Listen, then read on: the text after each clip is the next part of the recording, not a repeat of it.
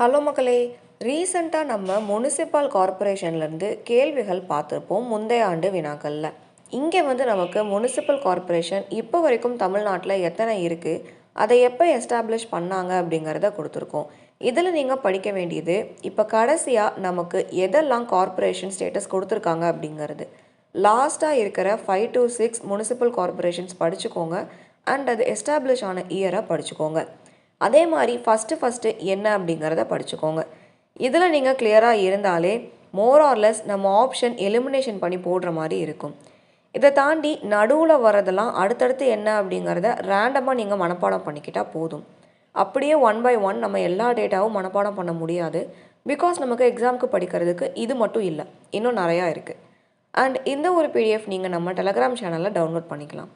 Official Telegram, Instagram, WhatsApp, Facebook link எல்லாமே டிஸ்கிரிப்ஷனில் இருக்குது. கிளிக் பண்ணி ஜாயின் பண்ணிக்கோங்க.